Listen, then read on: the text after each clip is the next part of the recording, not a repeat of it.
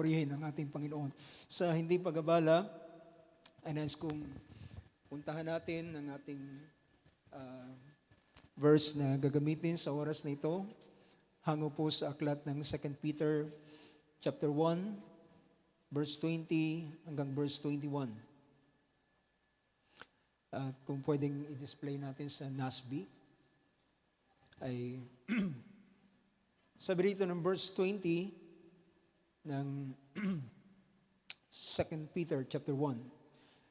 Sabi rito verse 20, But know this first of all, that no prophecy of Scripture is a matter of one's own interpretation. For no prophecy was ever made by an act of human will, but man, moved by the Holy Spirit, spoke from God. Praise God. Ang Diyos ang magdagdag ng biyaya sa mga salita. Muli natin sabihin Amen. Purihin ng Diyos, mga kaupo tayo sa oras na ito. Praise God. Purihin ng Diyos, isang mapagpalang umaga sa bawat isa sa atin. Pagbati po sa pangalan ng ating Panginoon at sa ilan sa ating mga kapatid na para hindi natin kasama, pero sa biyaya ng Diyos ay maring sila ay nanonood sa oras na ito. At patuloy din natin sama sa prayer. Mamayang hapon ay mayroong ministers meeting at ang Diyos ang magpala sa gawain mamaya at ilan sa mga preparation na gagawin. Now, sa oras na ito, ay nais kong dumulog tayo sa salita ng ating Panginoon. At sa mga nagdaang mga gawain, ay napag-usapan natin ang paksa na may kinalaman na God is our sufficiency. Kasi amen to that. Ang Diyos ang siyang ating kasapatan. Dahilan ang tao ay dinisenyo talaga ng Diyos, nilalang ng Diyos na hindi siya sapat sa kanyang sarili. Siya ay dinisenyo ng Panginoon na mapagkailangan. Siya ay darating sa punto na siya ay mangailangan. So kapag ang tao ay nagpasimulang nagmalaki at sinabi niyang hindi niya na kailangan ang anumang bagay, darating ang panahon sa kanyang buhay na makikita niya na siya ay isang mapagkailangan. At nabasa natin na ng iglesia ng Laodicea ay ito ang kanilang confession, ay dahilan sila ay mayaman, sila ay meron na lahat ng bagay, ay nagagawa nila sabihin, wala na kaming kailangang anuman. Ito po ay isang totoong kasaysayan na nangyari sa lugar mismo ng Laodicea. Ang Laodicea ay nasa bahagi ng Asia Minor at ang lugar na ito ay isang minsang nasalanta ng isang malakas na lindol at nag-ground zero ang karamihan sa marahil mga gusali sa panahong yon at ang Roman government ay gusto silang tulungan upang sila ay makabangon sa trahedya na nangyari sa kanila. Pero alam nyo, ang lugar na ito ng Laodicea ay tinanggihan nila ang offer na ito. At kanilang sinabi, kaya namin bumangon mula sa ruin na ito.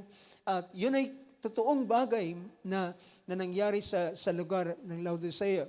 So, this kind of spirit ay gumagawa rin na ito ay nagpapatuloy sa ilang mga tao, sila na merong kakayanan sa buhay, sila na may pinag-aralan, sila na mayaman, sila na anumang bagay ay humahantong sila sa isang punto na sinasabi nila hindi na namin kailangan, kahit ang Diyos hindi namin kailangan. Ngunit, mga kapatid, habang ang tao ay magsasabing wala siyang pangailangan kapag ang Diyos ang tumingin sa kanya, ang sabi ng Panginoon, hindi niya nalalaman na siya isang bulag, isang hubad, isang maralita, isang dukha, at kahabag-habag ang kanyang sitwasyon. Kaya kapag ang isang tao ay narito sa ganitong bagay, Hallelujah. Ito ang pinaka wretched condition ng isang tao kapag hindi niya kailangan ng Panginoon. Dahilan, sabi ng banal na kasulatan, kapag ang tao ay walang Diyos, then wala rin siyang pag-asa sa kanyang buhay.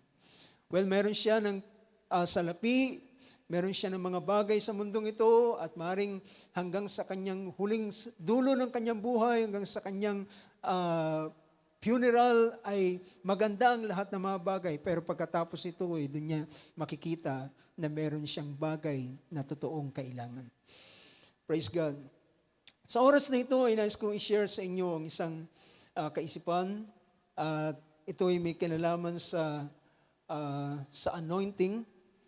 At ginamit ko yung verse na ito sa aklat ng 2 Peter chapter 1, verse 20 and verse 21, para i-drive ko sa inyo ang isang bagay na may kinalaman sa anointing.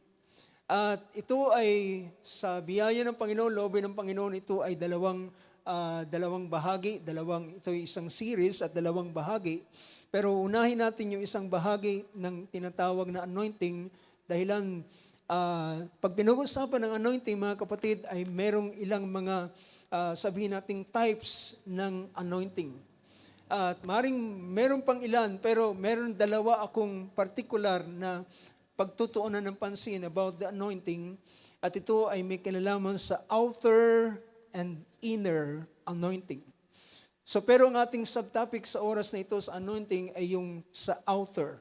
So puntahan muna natin ang may kinalaman sa outer anointing, at ang outer anointing na ito yung karanasan ng mga tao sa Old Testament. Ang karanasan ng mga tao sa Old Testament ay naranasan nila ang anointing, at ang anointing na ito ay sa labas o sa panlabas na kanilang pagkatao na kanilang naranasan. So kung itutuloy ko yung verse na ating binasa dito, at ito ay pangungusap ni Apostol Pedro, at kanyang sinabi, sabi niya, "But know this first of all, that no prophecy of Scripture is a matter of one's own interpretation." So pinapakita niya na anumang hula, ang hula, mga kapatid, hindi ito tao ang nagsasaysay. How many say amen to that? Hindi ito tao na nagsasaysay, hindi ito tao na gumagawa ng kanyang mga salita, kundi hindi ito yung katulad nating naririnig kapag pagpasok ng bagong taon, then may mga may mga psychic, ano ba ang tawag diyan, na nagbibigay sila ng kanilang mga hula para sa taong yun. At sasabihin nila ang ganitong mga bagay. So, when it comes to prophecy, pag pinag-usapan ng propesiya o ang hula ng kasulatan, prophecy of Scripture is no prophecy of Scripture is a matter of one's own interpretation. Hindi ito interpretasyon ng sinumang tao. Kundi ang sabi rito, "For no prophecy was ever made by an act of human will." Hindi ito gawa ng nadarama ng isang tao. Na ito yung nadarama ko. Ito yung nadarama ko, at kaya nanghuhula siya dahilan based doon sa kanyang nadarama. Based doon sa kanyang, ang tao ay minsan nagsasalita siya ng isang bagay based doon sa mga possibility. See, based doon sa mga possibility, ay pwede siyang mag-predict. At yung prediction niya ay pwedeng tumama at pwede ring hindi. Pero, "For no prophecy was ever made by an act of human will."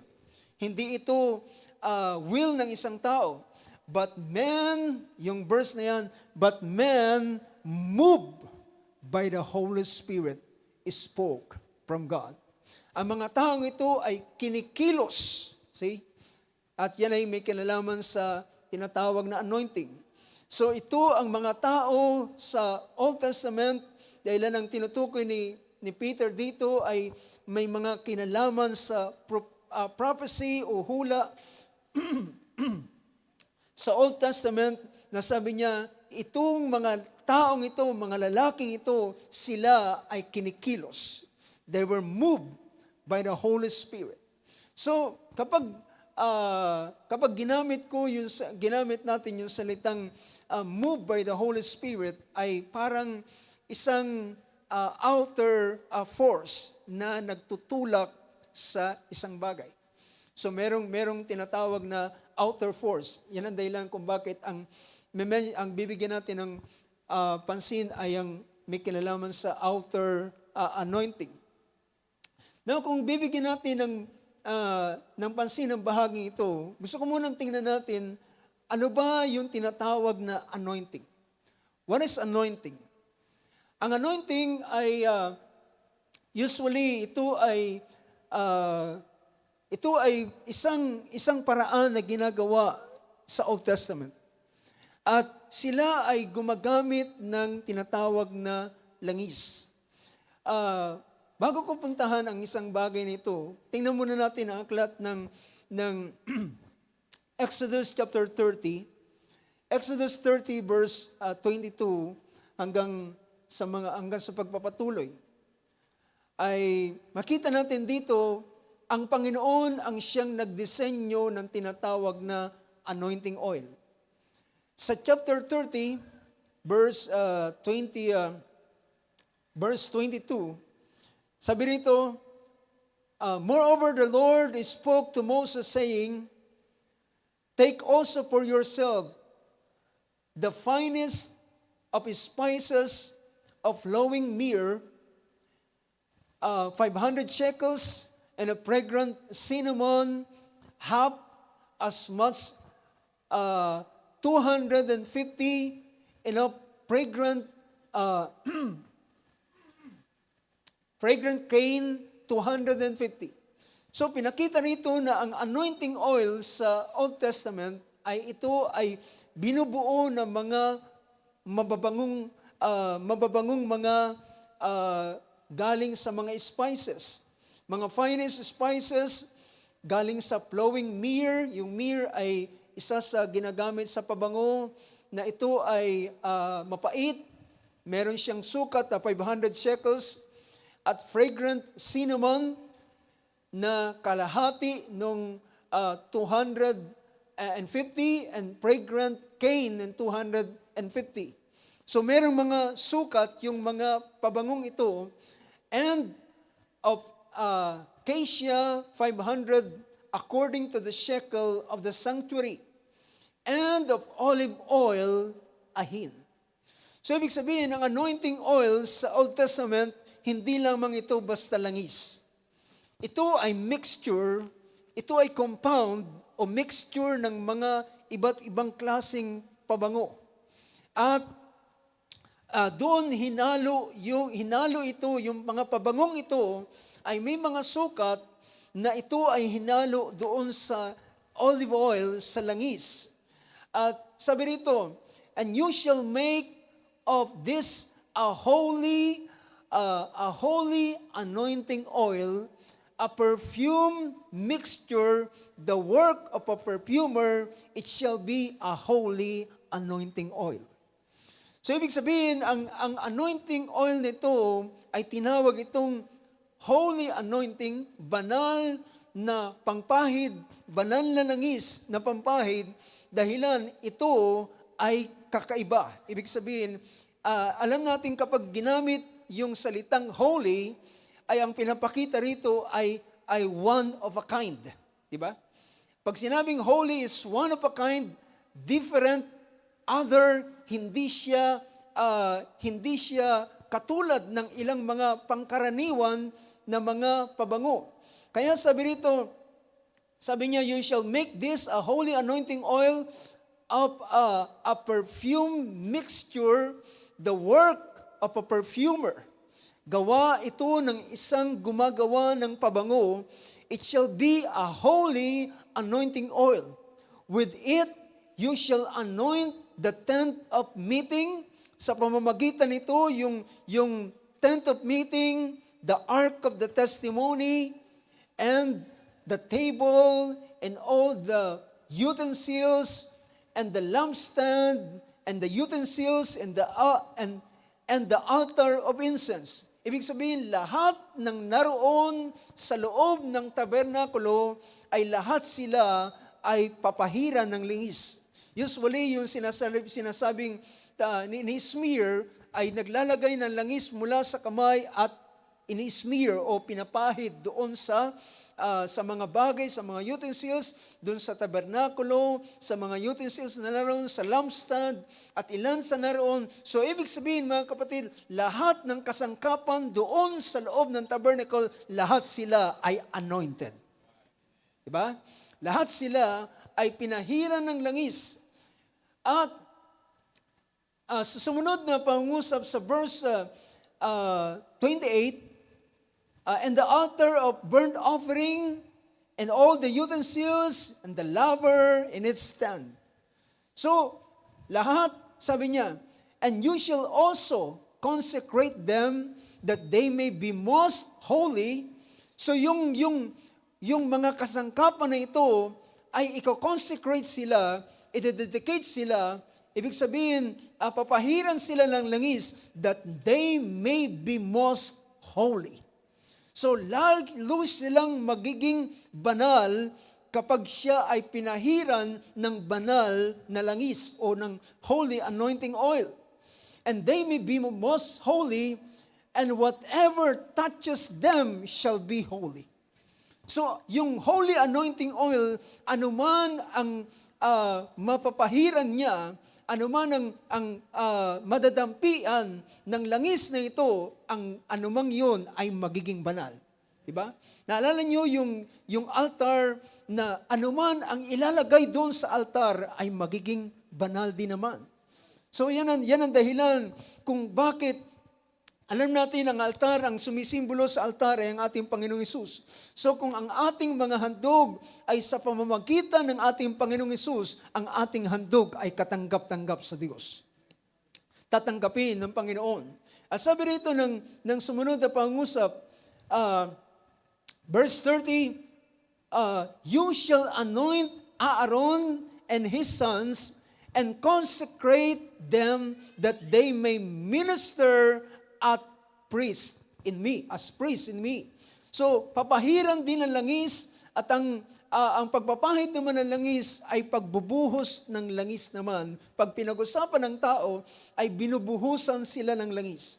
So, yung mga sa kasangkapan na ay ini-smear o yung pinapahiran. Pero pag pinag-usapan ng tao, ang tao ay binubuhusan sila ng langis. So, you shall anoint Aaron, his sons, and consecrate them that they minister as priests to me. So yung langis din namang yun ay isang paraan. So mamaya ko bibigyan ng pansin. Tutuloy ko muna yung ilang bahagi rito. At sabi rito, you shall speak to the sons of Israel saying, this shall be holy anointing oil to me throughout your generation. Ibig sabihin, ang holy anointing oil na ito ay yung sukat na yun ay yun ang kanilang gagawin.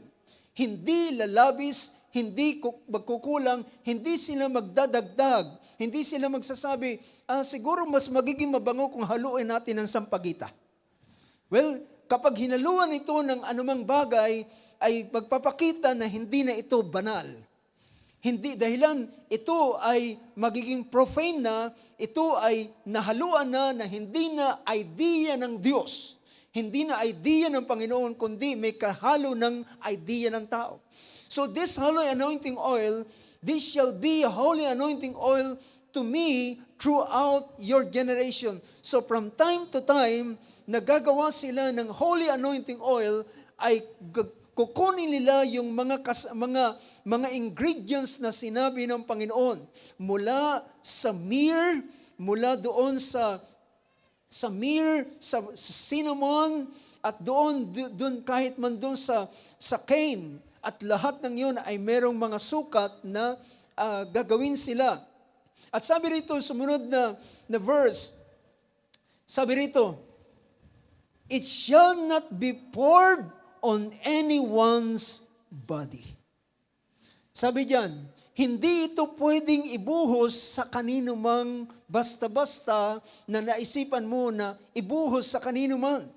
Sabi niya, it shall not be poured on anyone's body, nor shall you make any like it. See? Yun yung ibig sabihin ng holy. Kapag sinabing holy, one of a kind. He's in the class by itself.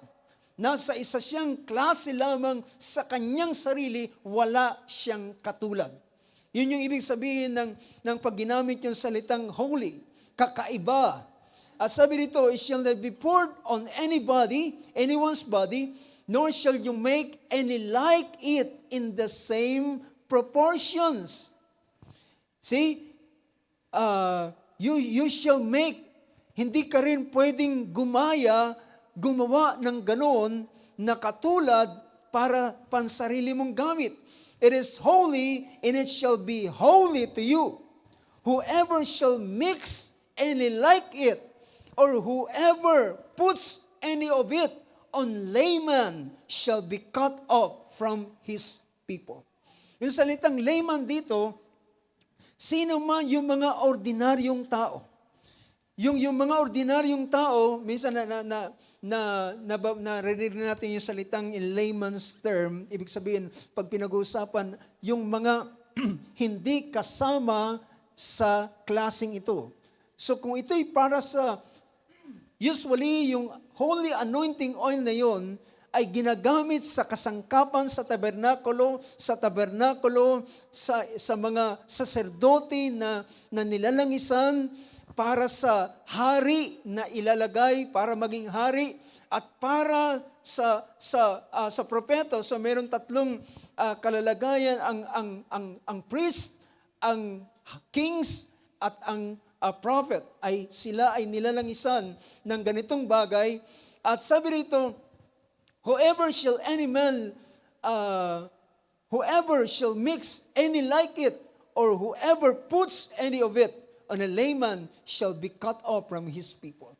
So it is a sin kapag ang isang tao ay gagaya ng ganitong klaseng holy anointing oil at gagamitin para sa ordinaryong paraan ng bagay.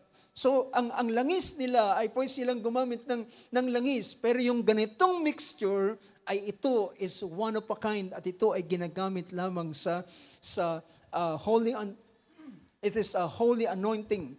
So, tingnan natin ang ilang mga bagay para lubos nating makita ang ilang bagay na gusto kong bigyan ng pansin. So, yung salitang anointing or to anoint, isa sa pinapakita nito ay to anoint is an ordination. It is a system of authorization that allows you to function in an office. So kung ang langis ay ipinahid o smear doon sa mga kasangkapan, ay para siya gawing banal.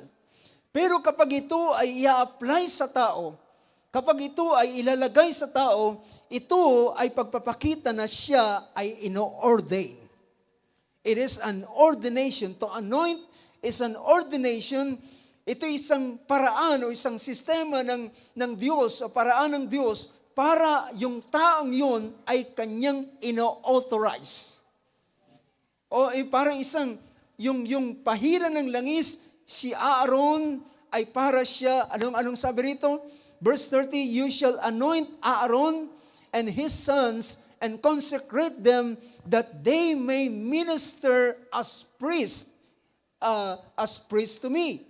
Upang sila ay makapaglingkod na isang saserdote para sa akin. Sa isang verse ng aklat ng Leviticus chapter 16, verse 32, kung tingnan natin ang ganitong bagay.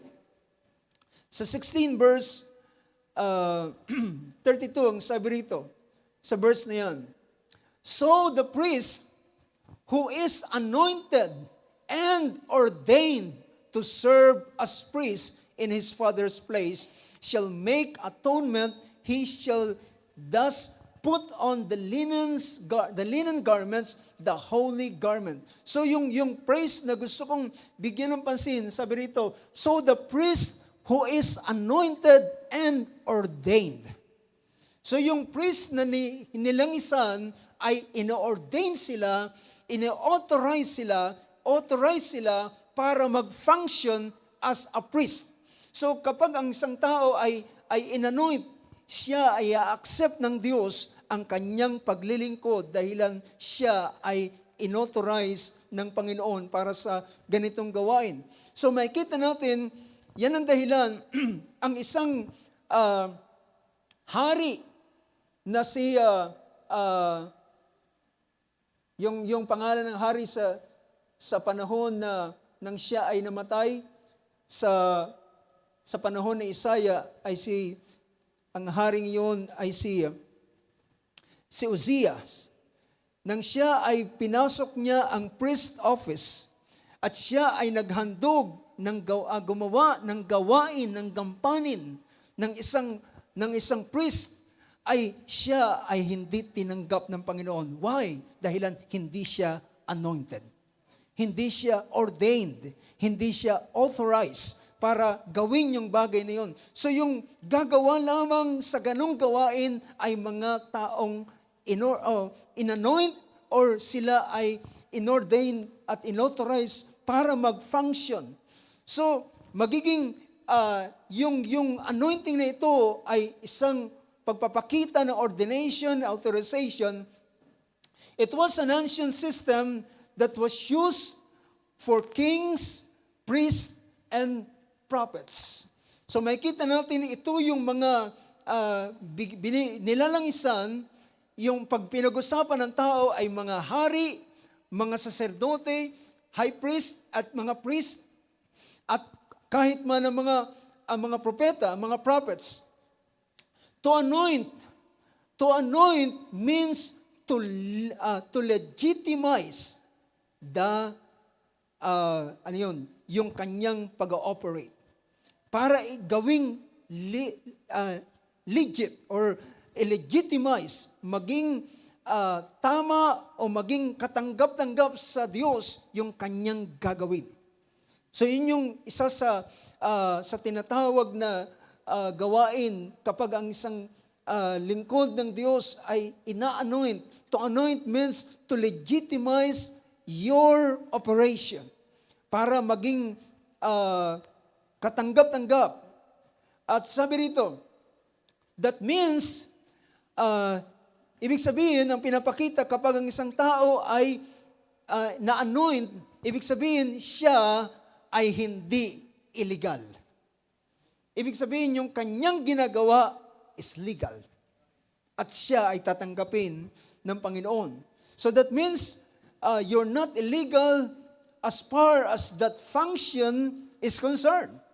So pag pinag-usapan yung function na yun, kaya nung si Uzzias ay pumasok doon sa tabernacle, kumuha ng incense at naghandog ng incense, well, hindi niya in-intrude ang gawain ang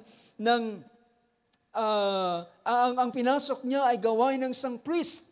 At habang kanyang ginagawa yon, ay biglang may tumubong ketong mula sa kanyang noo at siya inilabas doon sa templo dahilan hindi niya dapat ginagawa, dahilan illegal yung kanyang ginagawa. So, ibig sabihin, sino man na merong anointing, sino man na inanoint o inordain, ay siya ay ino-authorize. At ang kanyang ginagawa, siya ay pwedeng mag-function doon sa gawain yon dahilan ang kanyang gawain ay legal. At siya ay tatanggapin ng Panginoon sa ganung bagay. So, nakikita natin sa mga pangyayari sa Old Testament, sa aklat ng 1 Samuel, mababasa natin, sa aklat ng 1 Samuel chapter 10, verse 1 to verse 7, makita natin ang bagay na ito.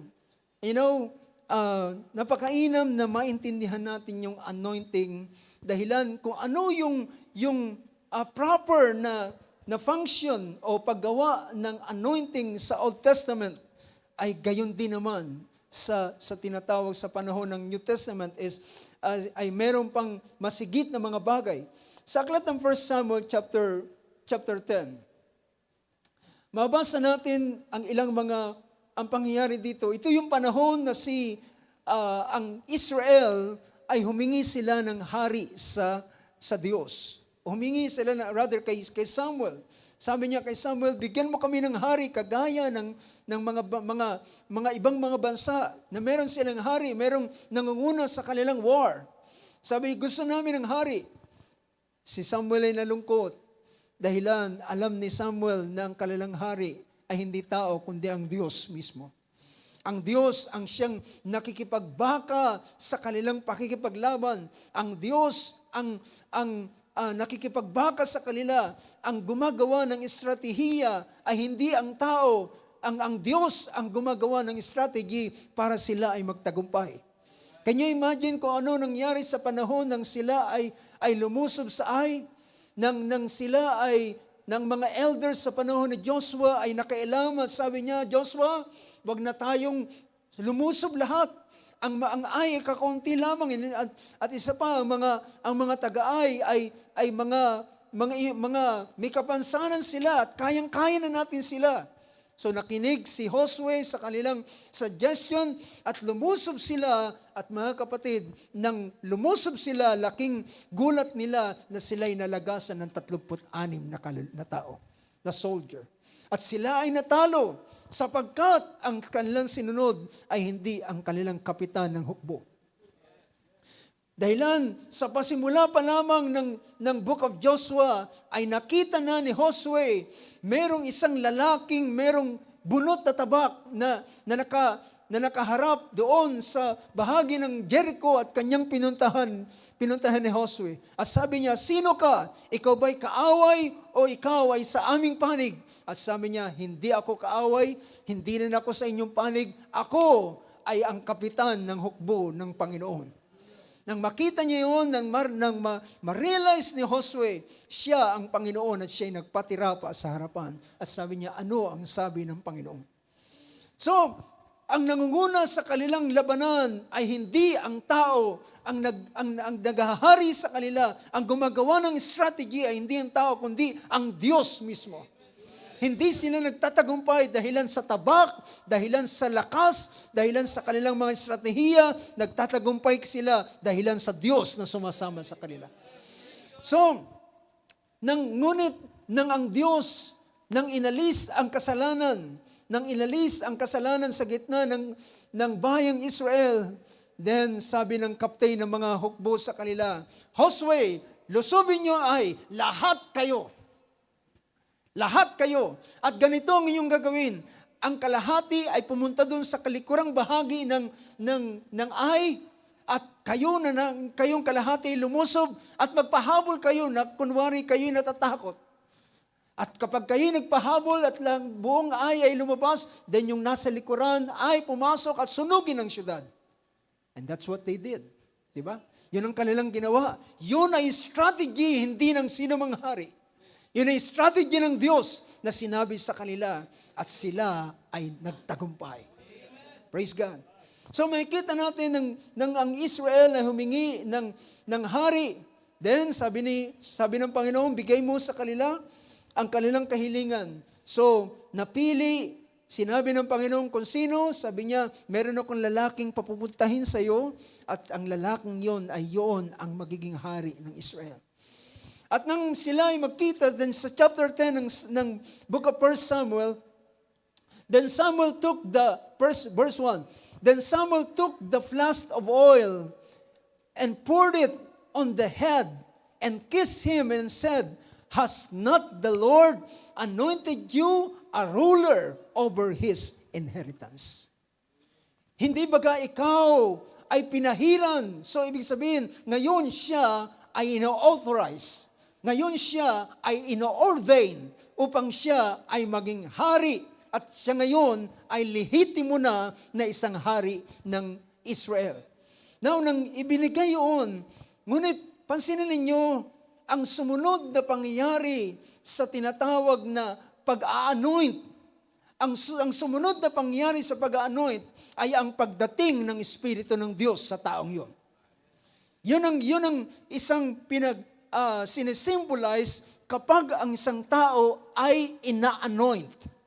Kapag ang tao ay ina-anoint, yung anointing oil na ipinapahid sa kanya ay dahilan siya ay tina-accept ng Diyos, tinatanggap ng Diyos, ang patunay na siya'y tinatanggap ng Diyos, ang kanyang spirito ay darating sa taong yon.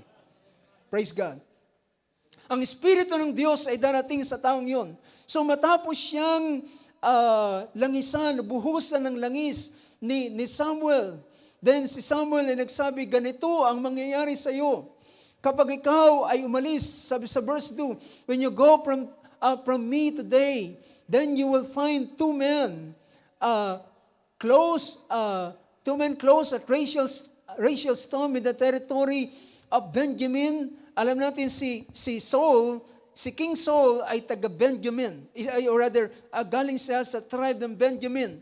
At pag ikaw ay, sabi niya, kapag ikaw ay malapit na sa territory ng Benjamin sa lugar, sa Zelza, ay sabi niya, ikaw ay makakasalubong mo yung mga tao na naghahanap sa iyo at sasabihin sa iyo, ang iyong ama ay hindi na nag-concern ng iyong ama ay hindi na yung asnong nawawala, kundi kayo na dahilan matagal na kayong hindi nakikita. Yun yung unang isang tanda na maranasan ni Saul, na ibinigay na tanda ni Samuel sa kanya. At pagdating niya sa lugar doon ay nakita niya yung taong yun na nagsasabi, hinahanap na kayo ng inyong ama. Sa sumunod na verse, sa verse 3, then you will go further at magpapatuloy ka. Mula doon ay makakasalubong mo naman, kapag ikaw ay dumating sa Oak of Tabor, ay makakasalubong ka ng 3 tao na papunta sa Bethel, at mamimit mo sila. Ang 3 ito ay meron silang daladala. Ang isa ay may dalang 3 batang kambing. Ang isa naman ay may dalang 3 loaves ng tinapay. Ang isa naman ay may daladalang sisidla ng tubig. So, eksakto yung mga bagay na ito ay para ipakita kay Samuel na lahat ng sinasabi sa kanya ay magkakatotoo. Ito ay sign na siya ay nilangisan ng Panginoon para siya ay maging hari. At sabi niya, sila ay sasalubong sa iyo at babatiin kanila. At sabi niya, at bibigyan ka, verse 4, and they will give you 2 loaves of bread, and you will accept from their hand, and afterward you will come to the hill of God, where Philistines garrison is, and it shall be as soon as you have come there to the city, then you will meet a group of prophets. Sabi niya, pagdako mo pa roon sa isang lugar malapit sa garrison ng mga Philistine, ay makakasalubong ka ng grupo o pulot o grupo ng mga prophets na dumarating, coming down from the high place, with harp, tambourine, flute, and a lyre before them, and they will be prophesying. Yung grupo ng propetang ito ay galing sa paghahandog, at pagdaan nila ay nakasalubong sila ni Saul. At sabi niya, at ang grupo ng mga prophet na ito na yung masasalubong, sila ay magpa-prophesy. Sila ay manghuhula. And then verse 6, anong sabi sa verse 6? Then the Spirit of the Lord will come upon you mightily. Then the Spirit of the Lord, at ang Espiritu ng Panginoon ay darating sa iyo na may makapangyarihan. See? That's the main point na gusto kong ipakita pag pinag-usapan ng anointing. Ibig sabihin, ng anointing na yan ay pagpapakita na ikaw ay inilalagay doon sa posisyon na yan, at ikaw ay no-ordain, ikaw ay legitimate na pwedeng mag-function sa ganitong bagay at anuman ang bagay na iyong gagawin ay i-honor ng Diyos. At sabi rito, then the Spirit of the Lord will come upon you mightily and you shall prophesy. See? Siya ay manghuhula. You shall prophesy. And then, ano sabi diyan? And you shall prophesy with them, kasama nila. So mamaya meron tayong isang puntong bibigyan ng pansin mamaya. Sabi rito, with them, and you shall prophesy with them. Now mga kapatid, alam nyo, ang oil ay kakaiba sa lahat ng uri ng likido. Ang likido, ang oil ay kapag yan ay pinahid mo, yan ay nananatili. Di ba? Hindi katulad ng tubig, kapag yan ay dumampi sa'yo, nag-evaporate yan. Nawawala. Kahit hindi mo yung punasan, ay dahilan sa kapag na-reach ng water molecules yung certain temperature, siya ay mag-evaporate, siya ay nawawala at matutuyo yung bahagi na kung saan na siya ay naroon. Ngunit ang langis ay nananatili. At ang langis, kapag ikaw ay napadaidi doon sa may langis, pati ikaw ay magkakalangis. Ibig sabihin, makikita natin, yung anointing oil na ito, ang anointing oil, tandaan ninyo, isang punto na bibigyan natin ng pansin mamaya, ang anointing oil is transferable. Na itatransfer ito, na ibabahagi ito. Now, bigyan niyo ng pansin, ang pinag-uusapan natin yung outer anointing. Ang outer anointing. The Spirit of the Lord will come upon you. See, yung mga prophets na nagpa-prophesy, and then nang si Saul ay makasama ng mga prophets na ito, then all of a sudden, pati si Saul ay nag-prophesy na rin. Hindi na niya mapigilan, sabi nito, and you shall prophesy and be changed into another man. There's something happen. Merong nangyayari, merong nagbabago. See? Merong pagbabagong nangyayari when it comes kapag ang Espiritu, ang anointing ay dumating. Ang tao ay nagiging a changed person. Hindi na siya katulad ng dati. Alam niyo, sabi rito, and you shall prophesy with them.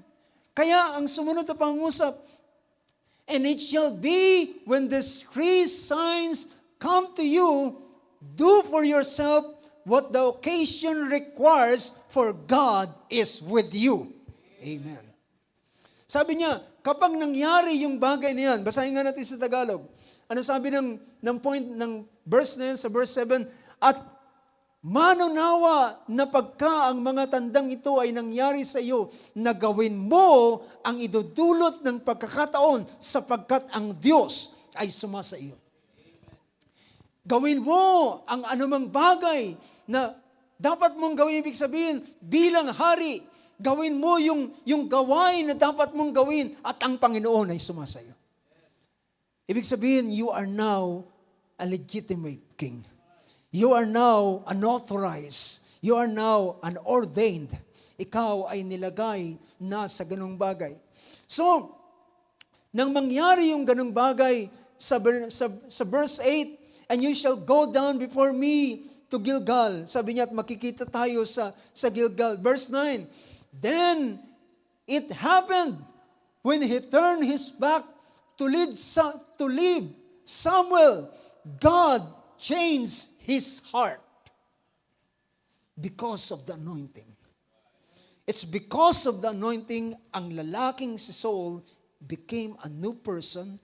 Siya ay naging ibang tao na, at pag alis pa lamang niya sa presensya ni Samuel, ang puso niya ay pinalitan. God changed his heart. And all those signs came about on that day. And when they came to the hill there, behold, the group of prophets met him, and the Spirit of God came upon him mightily, so that he prophesied among them. At nang mangyari yun, ang mga tao ay nagtaka. Ano nangyari sa anak ni Kish, na isang Benjamite? Ano nangyari sa kanya? Bakit siya nagpa-prophesy? Siya ba ay isa na ring prophet? Well, it is because of the anointing. Hindi niya naranasan ang ganitong bagay prior to the anointing. Prior yung anointing ay wala siya ng ganitong kananisan. But after he was anointed, siya ay naging isang kakaibang tao. He started to prophesy. At ang mga tao ay nagtaka, ano nangyari sa kanya? So brothers and sisters, makikita natin, ito yung pinapakita na maranasan ng tinatawag na tao na ina-anoint. So ang lalaking itong si Saul ay naging isang bagong tao. Now, pansinin natin, ang ganitong idea ay pinakita ng banal na kasulatan upang maintindihan natin kung ano ang nangyayari sa tao pagkatapos na siya ay anoint at pagkatapos at nagiging way para ang Espiritu ng Diyos ay dumating sa kanya ay ang anointing. Without the anointing, ay hindi magkakaroon ng way. Dahilan, ang anointing ang nagko-consecrate sa kanya, ang anointing ang nagpapabanal sa kanya, at kapag siya'y ginawang banal, then ang Espiritu ng Diyos ay makakagawa sa kanya. He will, the Spirit of the Lord will be upon him because it is the outer anointing. Now, tingnan pa natin yung isang pangyayari kay David. Kay David, sabi sa chapter 16 ng book of 1 Samuel, sabi ng verse na ito, sa verse 12, so he sent, chapter 16, verse 12, so he sent and brought him in. Now he was ruddy. Ibig sabihin, namumula with beautiful eyes. Ito yung ang batang shepherd. Si David ay isa siyang ordinaryong shepherd boy. Isa siyang shepherd boy, nag-aalaga ng tupa, pero sa kabila ng kanyang pag-aalaga ng tupa ay meron siyang angking galing. At ang angking galing niya ay yung paghawak ng sling. Yun yung isa sa kanyang na-develop na weapon. Na-develop niyang parang isa sa art of war na kanyang ginagamit para bakahin yung mga gusto sumila sa tupa ng kanyang ama. Ang lalaking ito, this shepherd boy, is sa simpleng lalaki na binata na meron lamang ganitong angking galing. At sabi rito, at nang makita siya ni Samuel, handsome appearance, and the Lord said to Samuel, arise, anoint him, for this is he. Dahilan si Samuel, nang makita niya ang panganay ni Jesse, ang kuya, pinaka-panganay na kuya ni David, ay sabi niya, siya na nga. At siya'y tumayo at dala-dala ang langis at bubuhos na sana, pero sabi ng Panginoon, hope, saglit lang, hindi siya ang aking pinili. Then, pinuntahan niya yung pangalawa, hindi pa rin siya, pangatlo, hanggang sa naubos na yung mga anak ni Jesse at sabi niya, wala ka na bang ibang anak? Sabi niya, meron ako isang anak, pero bunso yun, napakabata pa niya. Pero nandun siya, nag-aalaga na ng tupa. Sabi niya, ipatawag mo, hindi tayo upo hanggat hindi natin siya nakikita. Sige, pinatawag si David, at nang siya dumating, sabi ng Panginoon kay Samuel, pumangon ka, langisan mo siya, ibuhos mo yung langis, sapagat siya na nga. So this is the Lord who chose. Then Samuel took the horn of oil, and anointed him in the midst of his brothers. Nakatingin ang lahat ng mga kapatid niya habang si David ay binubuhusan ng langis sa kanyang ulo. And Samuel took the horn of oil and anointed him in the midst of his brothers, and the Spirit of the Lord came mightily upon him. And the Spirit of the Lord came mightily upon David from that day and forward. From that day and forward. So, makikita natin, nang dumating ang holy anointing oil na ito, ay naging daan para kay David o para sa Espiritu ng Diyos na pumunta kay David. At kung anong nangyari kay Saul, David is a changed man. Siya rin naman ay naging isang bagong tao. Siya rin ay naging isang bagong tao. At ang kanyang damdamin ay nagbago din. Diba? Ang kanyang damdamin. So, ito yung gawain. So, pinakita natin, hindi na ito inulit-ulit, pinakita lang ng isang beses upang maintindihan natin ano ang nararanasan ng isang taong dinaratnan ng pahid ng Panginoon. Pag dinatnan siya ng pahid ng Panginoon, he will be a changed person. And God will give him a new heart. Siya ay bibigyan ng isang bagong puso. Ang puso ay pagkakaroon ng isang bagong mindset, bagong pananaw, at bagong perspective ng kanyang buhay. And now David is a new person. Hindi na siya isang ordinaryong batang pastol. Siya ay pinili ng Diyos to become the next king of Israel.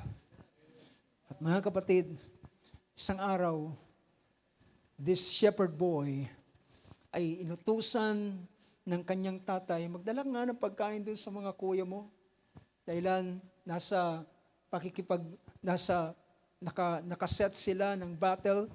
Dahilan nandun yung garrison ng Philistine sa kabila, at sa kabila naman ay ang Israel, at sa ilan sa mga anak ni Jesse, ay mga kapatid ni David ay mga kasamang sundalo ng hari. At nang siya ay nagdala ng pagkain, and all of a sudden, nang kanyang dinadala yung pagkain, narinig niya ang isang sigaw. Eksakto naman, na habang nagdadala si David ng pagkain ng kanyang mga kapatid, ay narinig niya ang hamon ni Goliath. At inahamon ni Goliath, sabi niya, wag na tayo magsayang ng panahon, wag na tayo magsayang ng lakas. Ang kinakailangan lamang natin, kailangan lamang namin isang lalaki sa inyo at isang lalaki sa amin. At ako, kung sino ang makakatalo sa akin, wika ni Goliath, ay magiging alipin kaming lahat. At kung kayo, at kung ang lalaking yon na inyong ihaharap, ay tatalunin ko, magiging alipin namin kayo. At kanyang inaalipusta ang, hallelujah, ang hukbo ng Diyos. At habang nang marinig ito, mga kapatid, David is a changed man. David is a changed heart. Ang kanyang puso ay bumangon dahilan meron ng ibang pananaw ang nilagay ng Diyos sa kanya. Diba? Ibang perspective na. Ibang bagay na kanyang nadama nang narinig niya ang hamon, nagpanting yung tenga niya. Hindi dahilan sa anumang galit, kundi ang narinig niya, bakit inaalipusta ng hindi tuling Pilisteyong ito ang hukbo ng Panginoon? Bakit niya inalipusta ang taong ito? Mga kapatid, alam nyo, yung mga bayan ng Israel, o yung mga kawan ng Israel, and kahit man si Saul, ay nanginginig doon sa isang sulok. At kapag lumalabas na si Goliath, nagpupulasan sila kung saan sila nagtatakbuhan at alam ni Goliath na takot sila dahilan si Goliath is 9 feet tall. Malaki. 9-footer. He's considered as a giant. At siya ay hindi lamang merong malaking pangangatawan at mataas at matangkad at gagaya ng isang higante, yung kanyang baluti, yung kanyang naka-armor na naroon sa kanya ay napakabigat. Pati yung napakalaking espada niya ay meron siyang tagadala nung kanyang espada. At mga kapatid, habang nakikita ng Israel, ang nakikita nila ay ang malaking higanting si Goliath. Nakikita nila ang hindi, parang isang invincible na hindi kayang masaling, hindi nila kayang mapatay. Pero nang makita siya ni David, hindi niya nakita yung laki. Ang nakita niya, ang taong ito ay wala sa tipan. Yun yung nakita niya. Diba? Hindi niya nakita yung laki. Hindi siya nakatingin mula ulo hanggang paa. Nakatingin siya sa isang posibilidad. Ang taong ito ay hindi tuli. Siya ay wala sa tipan. Siya ay walang Diyos. Siya ay walang pag-asa. Doon siya nakatingin. He's a changed person. He's a changed man. Iba na ang perspective niya. Ang kanyang ito ay pananaw ng Diyos. Ang puso ng Diyos ay naroon sa kanya. Yun ang kanya nakikita. Hindi niya nakikita yung laki. Ang nakikita niya, ang taong ito ay walang tipan sa kanya. Wala siya sa ilalim ng proteksyon ng Diyos. At kung siya ay aking lalabanan, tiyak ang Diyos ay kasama ko at siya ay walang Diyos at siya ay magagapi ko. Well, mga kapatid, it's a matter of mindset. Diba? Ito ay dahilan sa kanyang pagtingin. Minsan nakikita natin ang higante, nakikita natin ang malalaking mga kaaway, hindi natin nakikita ang Diyos na pwedeng gumawa sa likuran ng lahat ng mga bagay na ito. Nang makita niya, hindi niya nakita ang laki. Ang nakita niya, ang taong ito ay walang tipan at siya ay bibigay ng Diyos sa akin. At siya ay nagpatotoo doon sa mga tao. At sinabi niya, kung ang Diyos ay binigay sa akin ang leon at ang oso, ibibigay din sa akin ng Diyos ang hindi tuling Pilisteyong ito na wala sa ilalim ng tipan. Hindi siya anak ni Abraham. Dahilan ng anak lamang ni Abraham ang merong pangako, they shall possess the gates of their enemies. They shall possess the gates of their enemies. At merong ganun pangako ang mga anak ni Abraham na circumcised. Ibig sabihin, doon sa katawan nila ay merong marka na sila ay anak ni Abraham at meron sila ay nasa ilalim ng tipan ng Diyos. Nakarating ang balita kay King Saul. At nasabi niya, sino yun? Sino yung taong yan? Then ang makita niya, isang bata. Sabi niya, totoo, yun ang ginagawa mo rito. At napag-alaman na siya ay anak ni Jesse at nagdadala lamang ng Pero siya ay hindi matatawaran ang angking tapang ng lalaking ito, ng batang ito. At sabi niya, well, di ko alam kung ano nasa isip ni Saul. Pwede, patulan na natin. Total, walang gustong humarap. Merong isang batang napakatapang at gustong humarap. Sinukbatan niya, pero sabi niya, hindi ako sanay dito. At pinatutuhan niya, at sinabi niya, ang Diyos na nagligtas sa akin sa mga kamay, sa pangil ng oso at ng kuko ng leon, ay ang Diyos ang magbibigay sa akin sa taong ito. At sabi ni Saul, God bless you. Pinayaon siya, God bless you. At nang siya ay humarap, mga kapatid, nang makita ang dumadaluhong na lalaki, walang baluti, walang helmet, walang armor, walang tabak. There, all by himself, na tumatakbo. At nang makita ni Goliath, ano ko aso? Ba't kayo nagpadala ng bata rito? Pero sabi ni David, haharapin mo ko sa tabak, pero haharapin kita sa pangalan ng Panginoong Diyos ng Israel na yung inaalipusta. ibibigay ka ng Panginoon ngayon sa araw nito sa aking kamay. Pupugutin ko ang iyong ulo at ipapakain ko ang bangkay ng mga Pilisteo sa ibon sa iyong papawid. What a word! Anong salitang lumalabas sa kanya? It is an expression of his faith because he is a changed man, a changed person because of the anointing. It's the anointing that we can break the yoke, that can break the bondage. Hallelujah.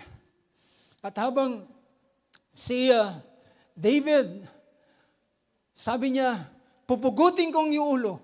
Paano niya pupugutin? Wala siyang tabak. O meron siyang dala-dala, tirador sa atin, isang sling lamang. Kaya bang pumugot ng ulo ang isang sling? But it is a word of faith. It is the word of God that is put in the mouth of David. Ito'y salita ng Diyos na dumating sa inilagay ng Diyos sa bibig ni David. Do you believe that? That that is the word of God. And you know, brothers and sisters, among the writer sa Book of Acts, ay tinawag si David na prophet. Diba? David is a prophet. Pero iba ang pagiging prophet na David. Ang pagiging prophet niya ay hindi siya nakakakita ng vision. At sasabihin niya, sabi ng Panginoon. Hindi siya nakakarinig ng tinig na may mangungusap sa kanya na ganito sabihin mo, sabi ng Panginoon. It's not the kind of prophet David is. Si David ay isang prophet by inspiration. David is a prophet by inspiration. Meron dumarating na inspirasyon sa kanya ng mga salita ng Diyos at kanyang sinasalita ang salita ng Diyos.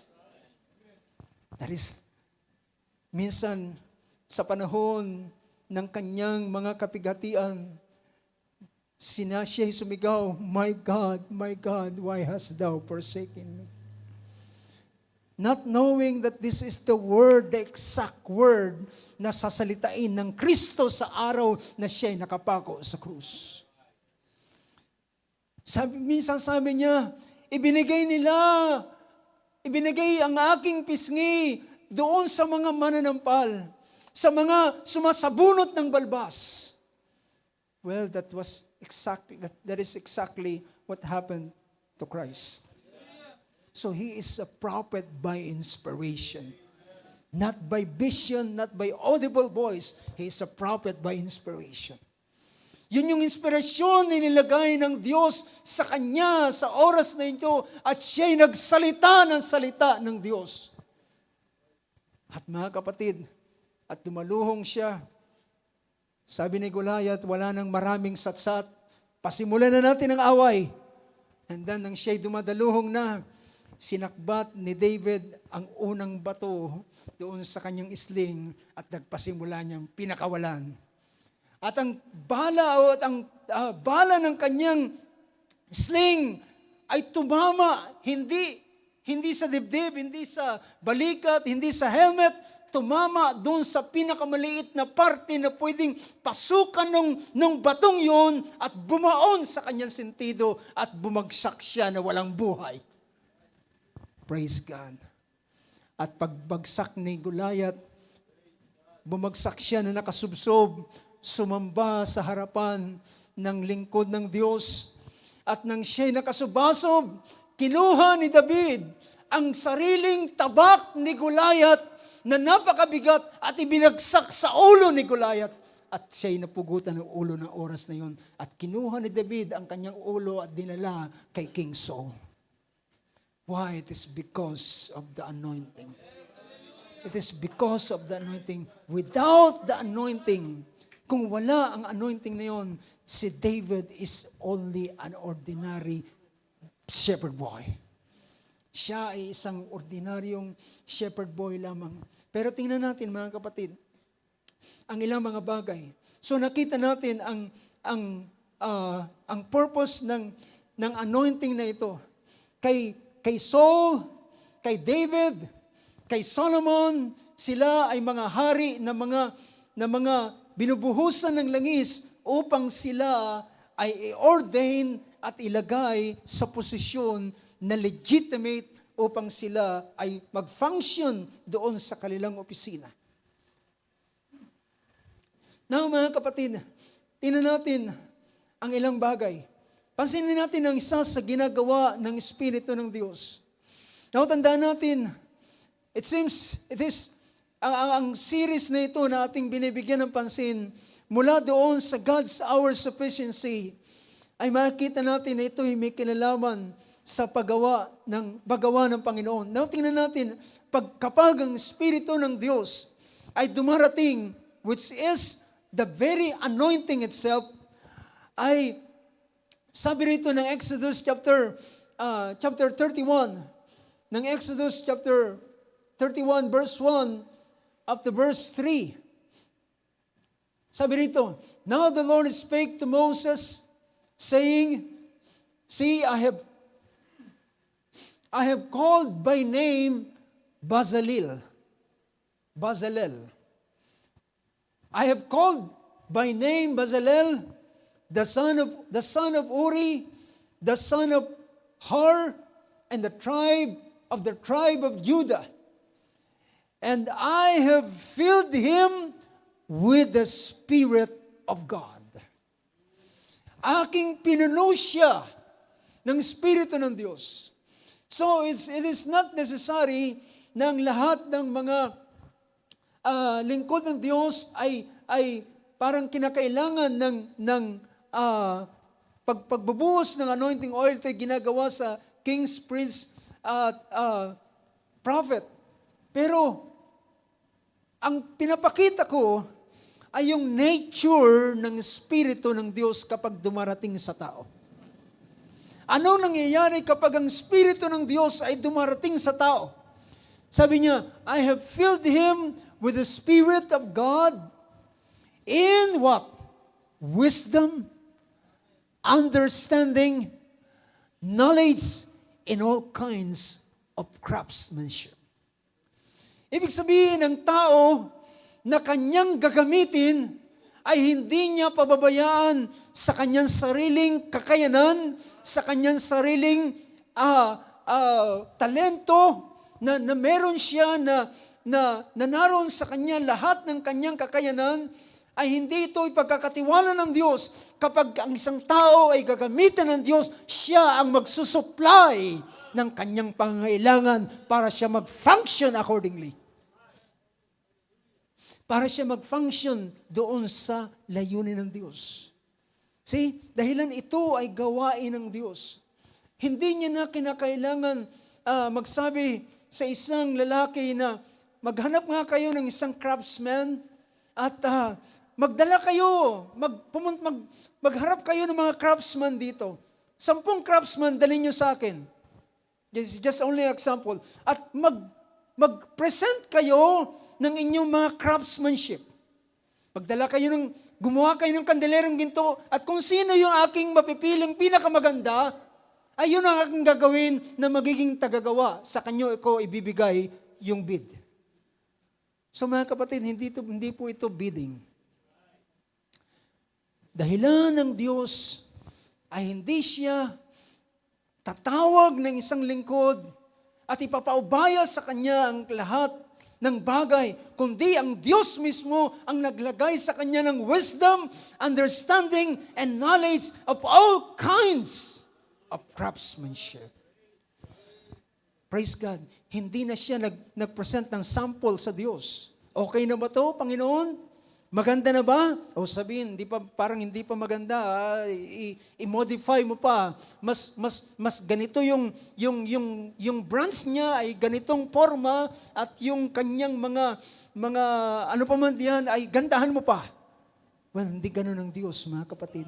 Dahilan it is His idea, it is His work, siya ang magbibigay ng wisdom, understanding, knowledge.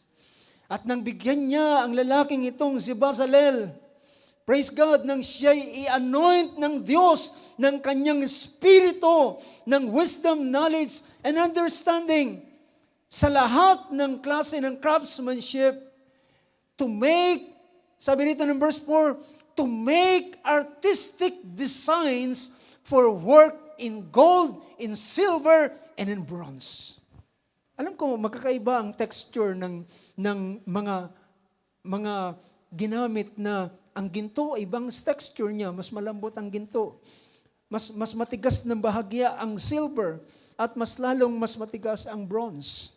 At meron silang iba-ibang paraan, pero lahat ng ito ay binigay ng Diyos. I do believe, brothers and sisters, it is because of the anointing. It is because of the Spirit of God that has been filled to this particular person. Si Bezalel ay binigyan siya ng karunungan, kaalaman, at pagkaunawa, yung understanding niya sa gold, ay nagkaroon siya ng understanding sa silver, sa bronze. At sabi nito, and in the cutting, pati sa pagpipilas o sa pagkakat ng mga bato, and in the cutting of stones for settings, and in the curvings of wood, pati sa kahoy sa bato, it is perfect. Why it becomes perfect?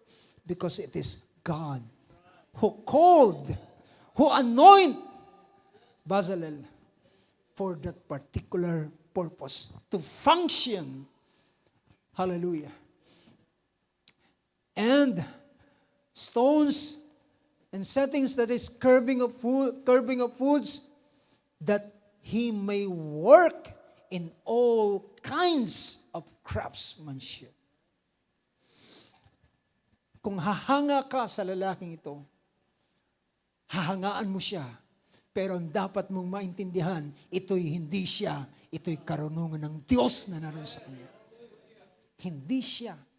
Sabi, galing mo naman. Kaya mong lahat, mula sa ginto, pilak, tanso, kahoy, bato, at lahat ng mga bagay, siya ang nag-manage ng lahat ng mga bagay nito. Ano sabi riyon? And behold, I myself have appointed with him.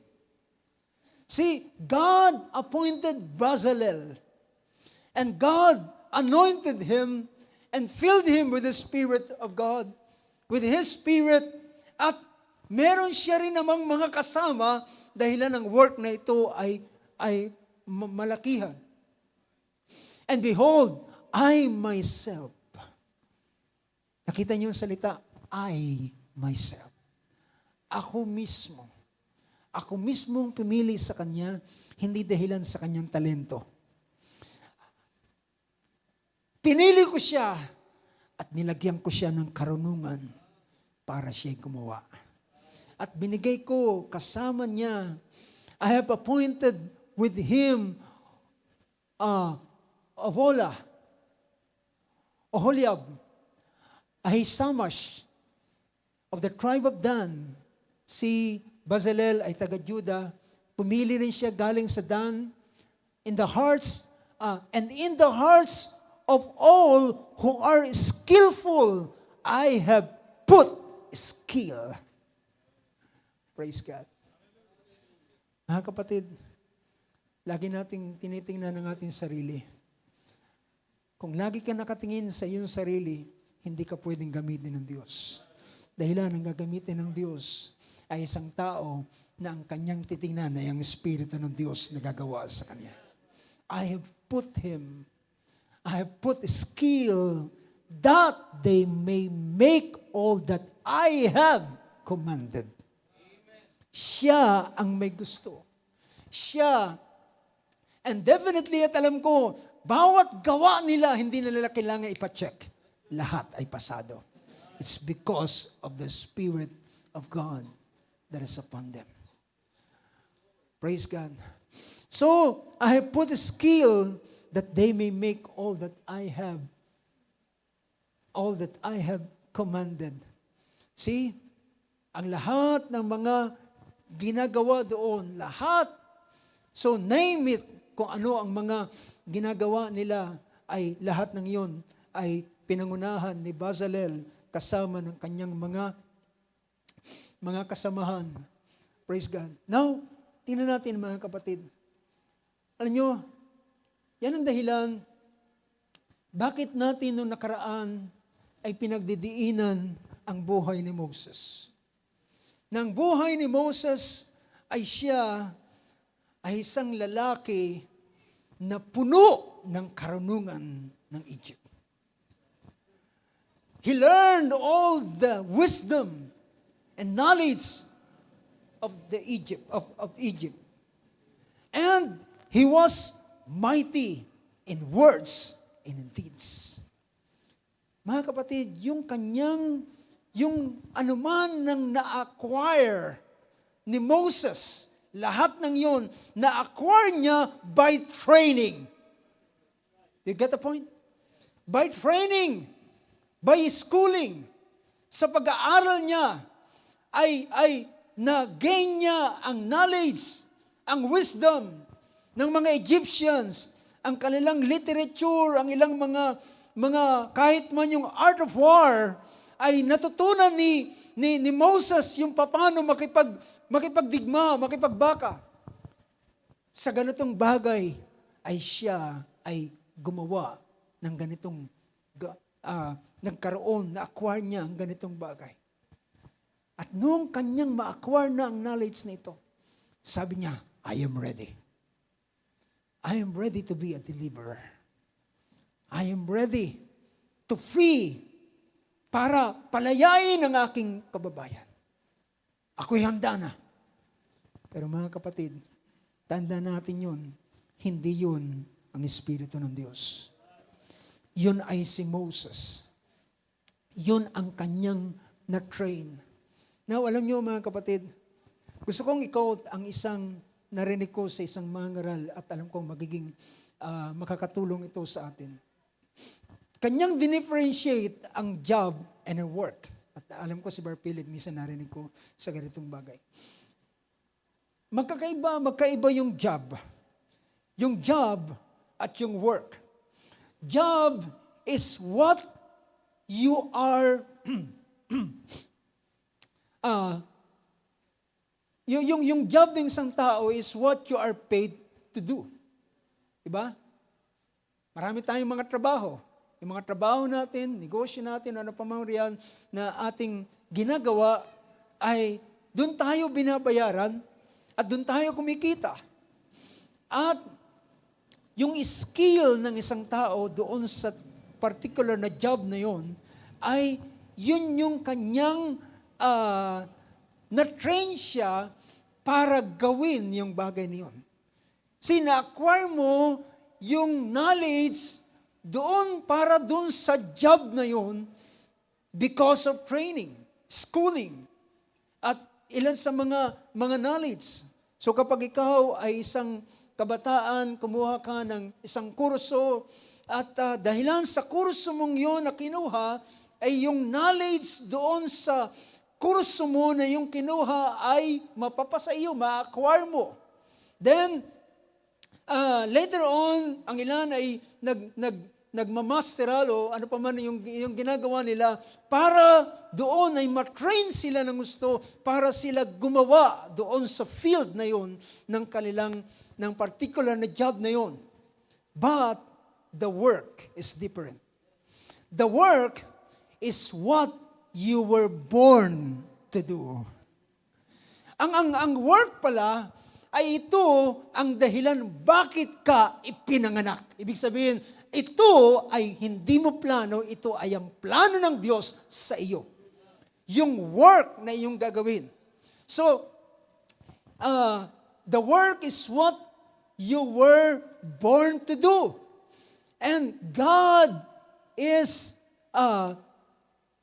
ang Diyos ang siyang naglalagay ng skill na yan. Diba? That's the big difference. Yung job ay na-acquire ng tao by training. Pero yung work ay yun yung disenyo ng Diyos nang ikaw ay nilagay dito sa ibabaw ng mundo. At yung skill na yan ay ang Diyos ang naglagay niyan para later on ay magagamit mo ang skill na yan para doon sa trabaho na ipapagawa sa iyo ng Diyos. And that's what Moses had. Anong meron siya? The knowledge of Egypt. Lahat ng training, the art of war. Kaya niya nang makipagharap kahit sa sino mang tao dahilan his mighty word, his mighty man in words and in deeds. But mga kapatid, sa work na papagawa sa iyo ng Diyos ang magbibigay ng gift sa iyo. He will equip you through the gift. Through gifting, ay i-equip ka niya for that particular purpose you to work in. To work to. So gift is what you were born with. At ito'y siya na gumagawa ng ganitong bagay. So, kung sa pamamagitan ng taong may trabaho na nagsikap siya, nag-aral, nagsunog ng kilay, ay dito siya, ang ilan ay yumayaman, dahilan doon sa kanilang particular na kanilang job. Pero mga kapatid, dito naman, sa work na ito na inilagay ng Diyos sa iyo, dito ka pagpapalain ng Diyos. Because you are in the right place and position. Praise God. Now, makikita natin, sa buhay ni Moses, ay ganito yung bagay na nangyari.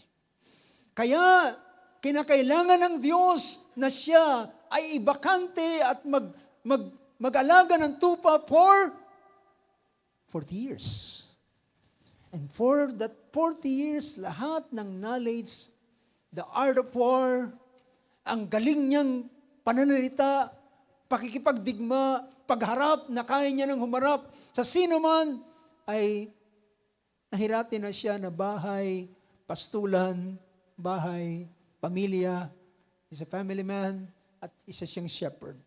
At doon umikot ang kanyang buhay for 40 years at nakalimutan niya ang lahat ng bagay. At narito na sabi ng Panginoon, Moses, isusugo kita ngayon para ilabas ang aking bayan. Sabi niya, Panginoon, ngayon pa kung kailang hindi ko na kayang magsalita at mangusap at di na ako marunong makipagbaka ni kahit tumayo sa kanino mang makapangyarihang tao. In fact, meron siyang trauma sa Egypt. Alam niya kung ano nangyari sa Egypt at kinahanap siya.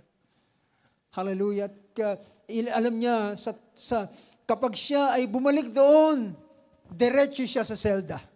Dahilan meron siyang utang, meron siyang pinatay na isang taskmaster. Ako pa, ngayon pa, Panginoon. Pero, ang sabi ng Panginoon, I will be with you. I will be with your mouth. I will teach you what to say and what to do. And God equipped Moses. And I will make you as God to Pharaoh. And Aaron is your prophet. Praise God. It is what? Mga kapatid, ang aking pinagtataka lang, malinaw na nakikita natin ang anointing oil na ibinubuhos sa prophet, sa kings and priests. Pero pagdating sa mga prophets, ay wala tayong malinaw na makikita na may prophet na, ewan ko kung may nakita kayo, may prophet na binuhusan ng langis. Dahilan ang prophet ay ginawang prophet mula pa doon sa tiyan ng kanilang mga magulang.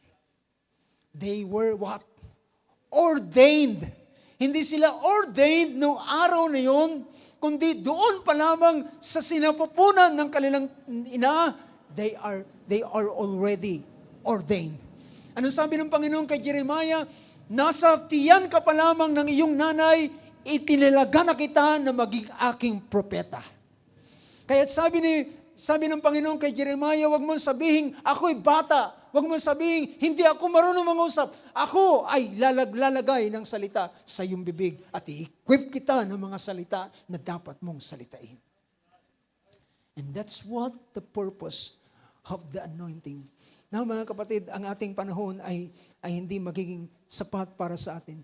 Pero gusto kong tingnan dahilan ang ating pinag-uusapan, bago ko makaligtaan, ang ating pinag-uusapan is the outer anointing. Ang outer anointing ay siyang anointing na naranasan sa Old Testament. At kapag sinabing outer, kaya nga ginamit ko yung salitang outer, ito ay sa labas. Ito ay, this anointing is upon you. Ito ay nakapatong sa iyo or upon you. And this is anointing, this kind of anointing is for others. It's for the service. It's power for service. Ito ay kapangyarihan na gagawa sa tao na dinatnan ng anointing. At yung outer anointing na ito ay ito yung kapangyarihan para ang isang tao ay gumawa. Diba? Gumawa, hindi para sa kanyang sarili, kundi para sa Diyos at para sa bayan. Kagaya ng nangyari kay Bezalel.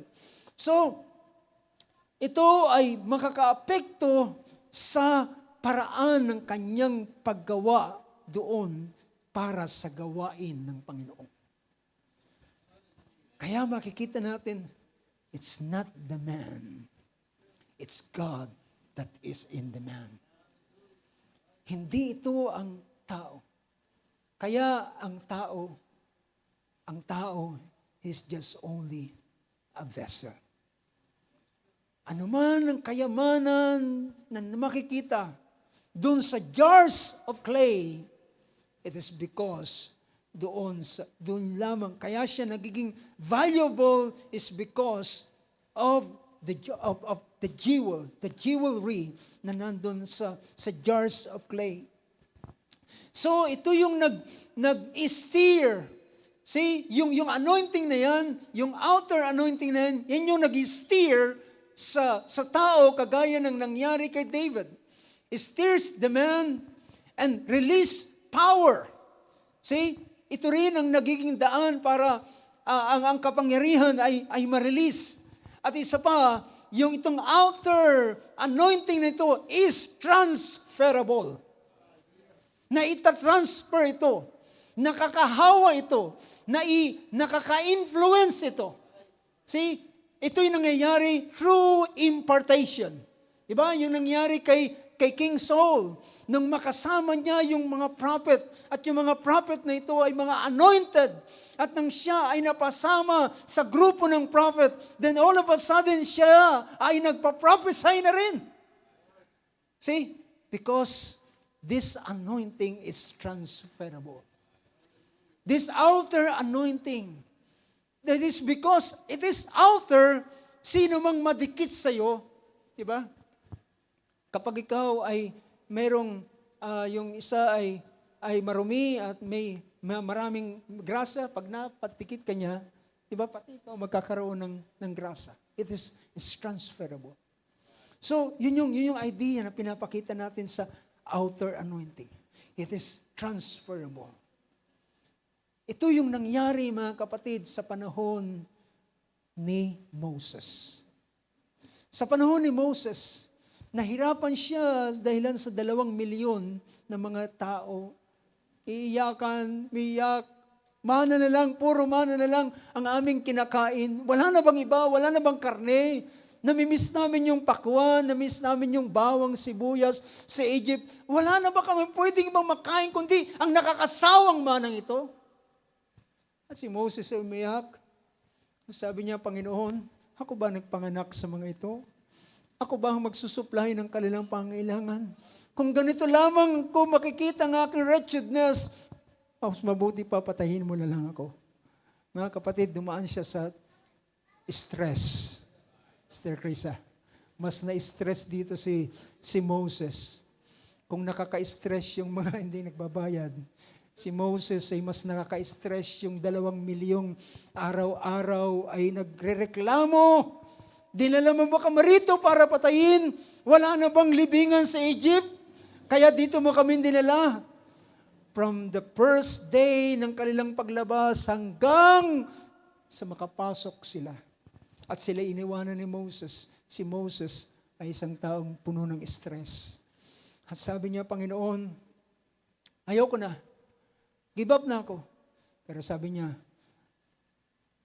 bibigyan kita ng katulong para mayroong mag-bear ng burden na kasama mo. Pumili ka ng 70 elders. Ang verse na aking binabasa ay hango ito sa Numbers chapter 11. Pero we're running out of time. Basahin niyo na lang ang nangyari sa Numbers 11. At sabi ng Panginoon, pumili ka ng 70 elders. At ang 70 elders na yan ay ako ay kukuha ng Espiritu galing sa iyo at aking ilalagay sa 70 elders. So ibig sabihin, this outer anointing is transferable. Praise God. Kaya nga mga kapatid, yung mga naroon sa School of the Prophets, yung mga naroon, hallelujah, ay hindi man lahat sila ay inborn, pero because of this kind of anointing na outer anointing ay maraming nagiging prophet. Diba? Maraming nagiging prophet dun sa schools of the prophet. Because this anointing is transferable. Praise God.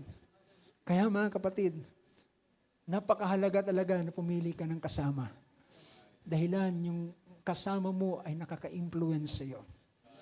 Hallelujah. Yung anointing na naroon sa kanya ay maring isang araw ay yung anointing na yun ay naroon na rin sa iyo. Yung outer anointing na yan because it is transferable. Praise God. Natatransfer ito. So ito yung pinapakita through impartation. So ang Diyos ay kumuha ng Espiritu. Sabi ng Numbers 11 verse 17, then I will come down and speak with you there, and I will take of the Spirit who is upon you, and will put him upon them, and they shall bear the burden of the people with you, so that you will not bear it alone. See, at sabi rito, sa verse 25, then the Lord came down in the cloud and spoke to him, and he took of the Spirit who was upon him. So, quote niyo yung word na yan, upon him. It is the outer anointing. Upon him. Sabi niya, he took of the Spirit that was upon him and placed him upon the 70 elders. And when the Spirit rested upon them, they prophesied, but they did not do it again. So, on that point of time, nangyari doon sa 70 elders na sila ay nag-prophesy. So, makikita natin mga kapatid, this is the outer anointing. Ito ang gawain ng outer anointing na ito. Ang outer anointing ay nakaka-impluensya doon sa katawan hanggang doon sa kaluluwa ng isang tao. Yung kanyang damdamin, yung kanyang kaisipan ay naapektuhan ng anointing na ito. And because this is outer anointing, ito ay nagdadala ng pagbabago sa isang tao. Bakit si Moses, hallelujah, ay nagawa niya ang makapangyarihang gawa na kanyang ginawa doon sa Egypt? It is not Moses. Kaya sabi ng Panginoon, sabi ng mga Hudyo, sabi niya, si Moses ay pinakain ng aming mga magulang sa ilang ng tinapay. Sinagot sila ni Jesus at kinorek sila, hindi si Moses ang nagbigay sa kanila ng tinapay. Ang aking Ama na nasa langit. It is not Moses. It is God who worked through Moses. At ito yung paggawa ng outer anointing. Kaya't makikita natin mga kapatid, kapag ang Diyos ay gusto niyang gamitin ang kanyang isang lingkod o sino man sa atin, at tayo ay gagamitin ng Panginoon, God will not rely on your talent. God will not rely on your strength. He will not rely on what you have. He will put you something that na ito ay galing sa Kanya at ilalagay sa iyo. You know, anong sabi ng ating Panginoon? Luke 4:18, the Spirit of the Lord is upon me, for He has anointed me to preach the gospel to the poor. See? He has sent me to proclaim release to the captives and recovery of sight to the blind. The Spirit of the Lord is upon me. And the prophets of old who prophesy, they prophesy not by their own will, kundi they prophesy because the Holy Ghost moved them. Kinilos sila. Pinagalaw sila. Itinulak sila o parang binagbunsod sa kanila para magsalita ng ganitong bagay. Behold, a virgin shall conceive. At pagkatapos marahil nun, paano ba yung sinabi ko, a virgin shall conceive? Diba? It is not, hindi ito katinuan o kaalaman ng isang tao. Ito'y ang Diyos. Now, makikita natin mga kapatid, this kind of anointing, this is the outer. Pero tandaan natin mga kapatid, iba ang gawain ng outer anointing. This anointing is for power for service. But there's a different anointing, the inner anointing na mas kakaiba. Tayo tumayo sa oras na ito mga kapatid. Praise God. Palakpakan natin ating Panginoon sa oras na ito. Hallelujah. Ito yung paraan ng Diyos, paano niya ini-equip ang kanyang mga lingkod. Paano niya ini-equip. Hallelujah. Hindi kanya pababayaan all by yourself.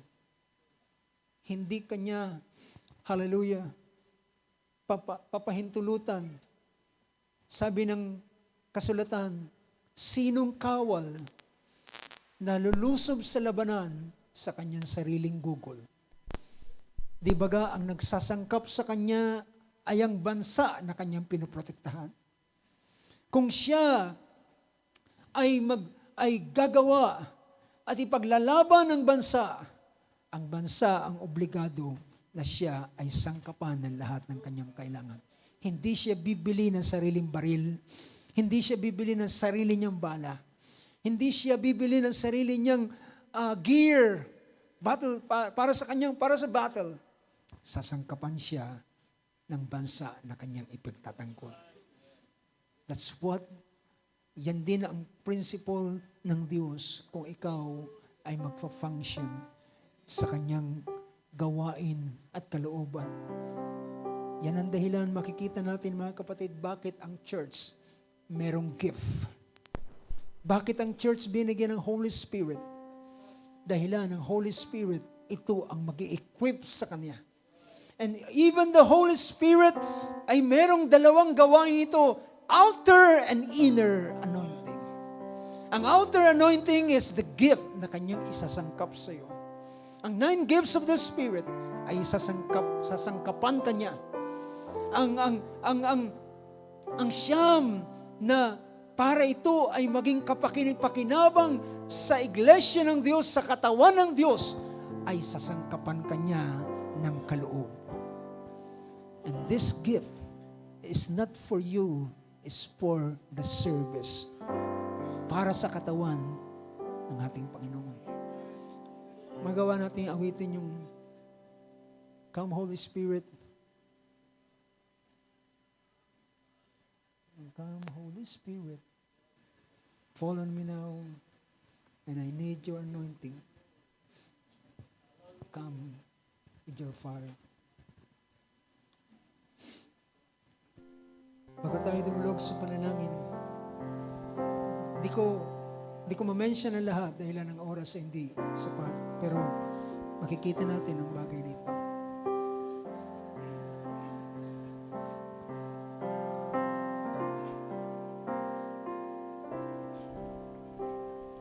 Come, Holy Spirit, fall on me now. I need your anointing, come in your power.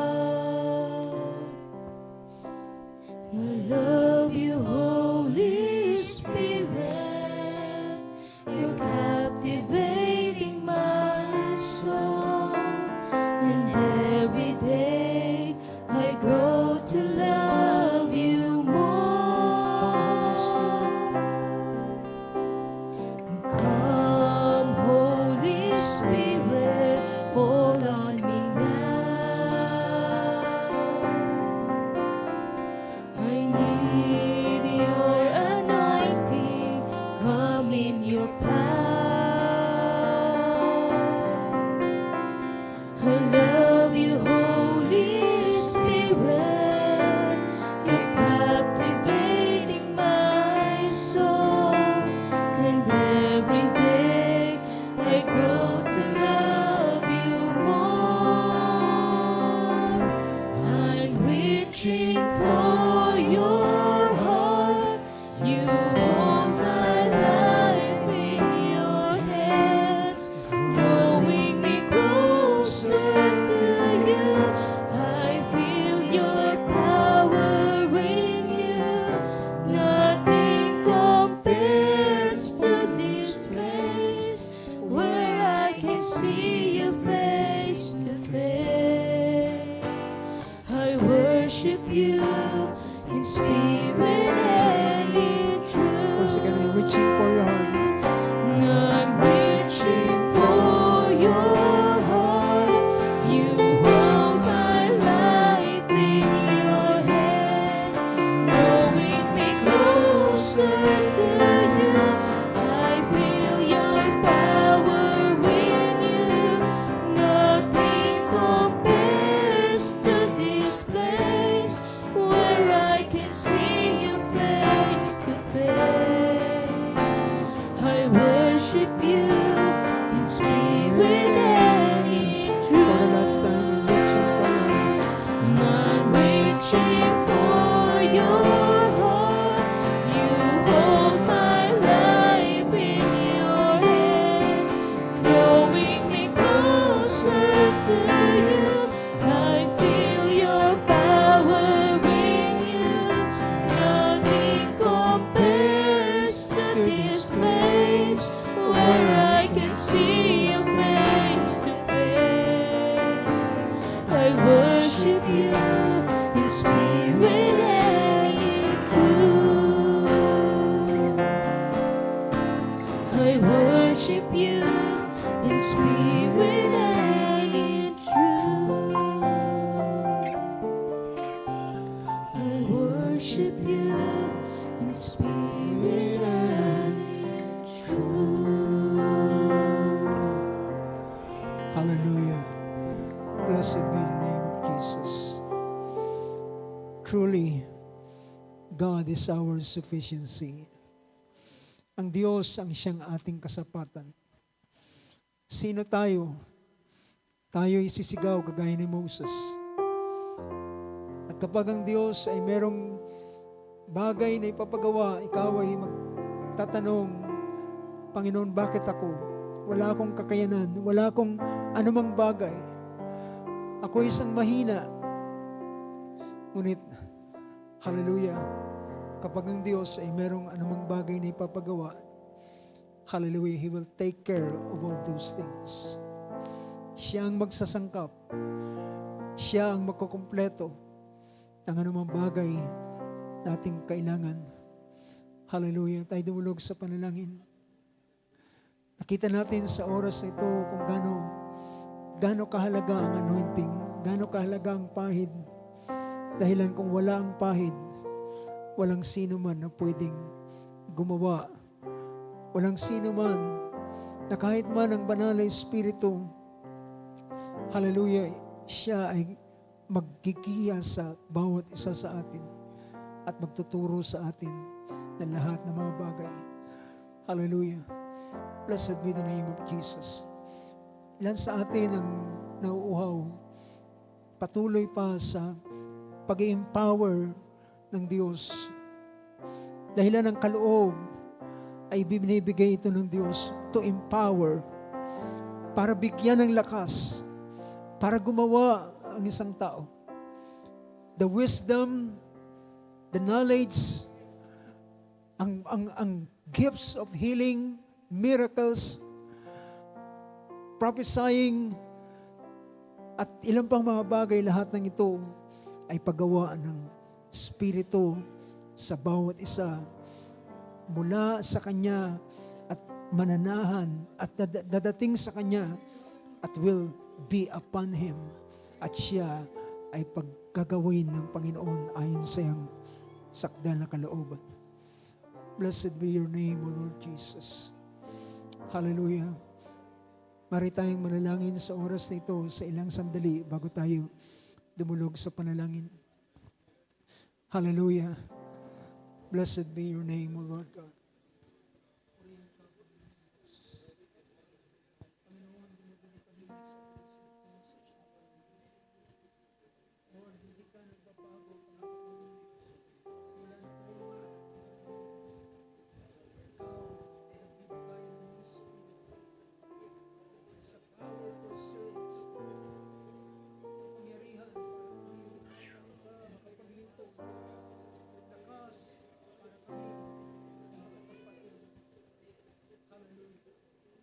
Blessed be your name.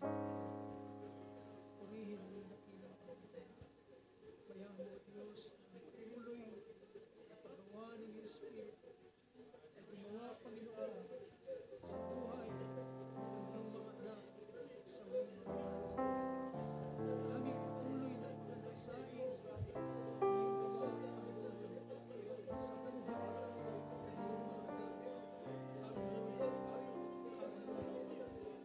Reaching out.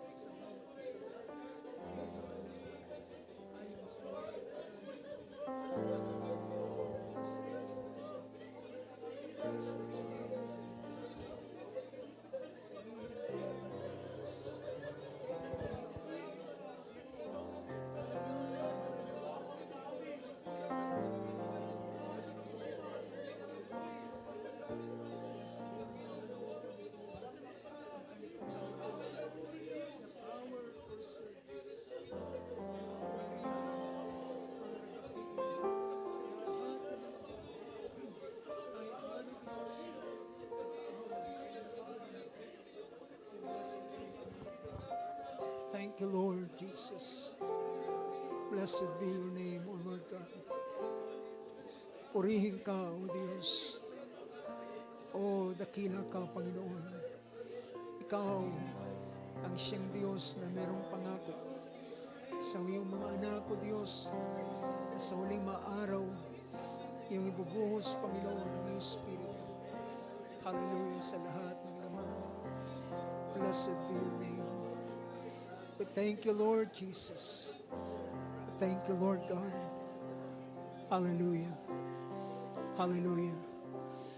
Dakilang Diyos, sa oras na ito, Panginoon, nagpapasalamat kami sapagkat Ikaw ay hindi nagbabago. Ang iyong paggawa noon hanggang sa huling maaraw ay nagpapatuloy. Ang nature ng iyong Espiritu ay patuloy na gagawin kami na isang bagong tao, Panginoon. Gagawin kami na isang bagong nilalang. Hallelujah.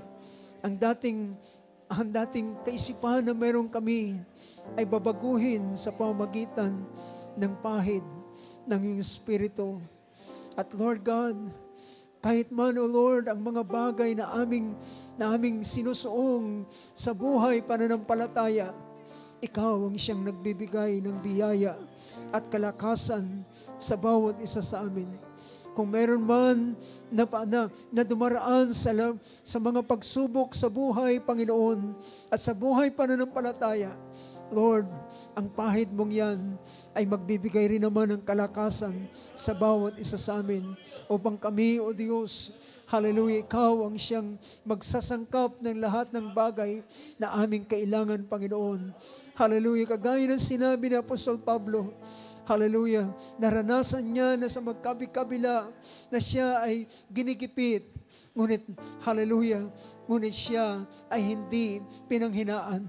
Hallelujah, siya ay naranasan na inilulugmok, ngunit siya, hallelujah, hindi napabagsak dahilan merong lakas, merong pahid, hallelujah, na iyong ibinigay sa iyong mga anak, Panginoon Diyos. Lord God, sa oras na ito, aking dinudulog sa panalangin, kailangan namin, Lord, ang ganitong gawa ng Espiritu sa buhay ng bawat isa amin.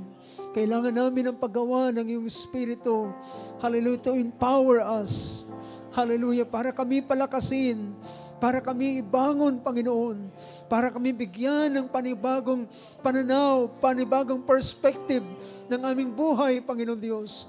Hallelujah. Kung ang bayan ng Israel ay natakot, nangamba at nanginginig habang ang Goliath ay sumisigaw at naghahamon. Ngunit Lord, nang dumating ang isang lalaking merong pahid, Panginoon, hallelujah, kanyang hinarap ang higanteng ito at kanyang ginapi, hallelujah, hindi sa kanyang lakas, kundi sa pangalan ng Panginoon na naglagay ng pahid sa kanya. Oh Lord God, hallelujah, bayaan mo na sa uling maaraw nito, kung meron mang mga higante ng buhay na kinakaharap ang ilan sa iyong mga anak, Panginoon, hallelujah, ay bayaan mo, Panginoon Diyos, lagyan mo ng isang pahid, Panginoon, mula sa iyo at iyong ibubo, Panginoon, sa amin at ang kalakasan na iyong ipagkaloob, Panginoon, isang tapang, isang kalakasan, dahilan ng pananaw ay hindi dahilan sa mga bagay na kanyang nakikita, kundi sa harapan at sa malaking Diyos na gumagawa ng lahat ng mga bagay. Purihin ka, O Diyos. Lord, pagpalain mo ang aking mga kapatid. Hallelujah, buhay ng bawat lalaki at babae, Panginoon, sa huling maaraw nito ay lubos mong pagpalain kahit man ang mga kabataan at ang buong kalipunan ng maliit na iglesyang ito, Panginoon Diyos, ay patuloy na sangkapan ng iyong biyaya at ng iyong kapangyarihan at ng iyong kalakasan, ng pahid ng iyong Espiritu sa bawat isa sa amin. O Lord God, binabalik namin ang pagpapasalamat sa iyong mga salita na iyong pinagkaloob sa amin. At bayaan mo, O Diyos, hallelujah, patuloy na dalhan ng biyaya at kalakasan ang iyong mga anak because of the anointing, Lord God. Sa iyong kapurihan, sa iyong kalawalatian, sa iyong pagdakila, sa pangalan ng aming manunubos, ang aming Panginoong Jesus. Blessed be the name of Jesus. Everybody say amen. Hallelujah. Palakpakan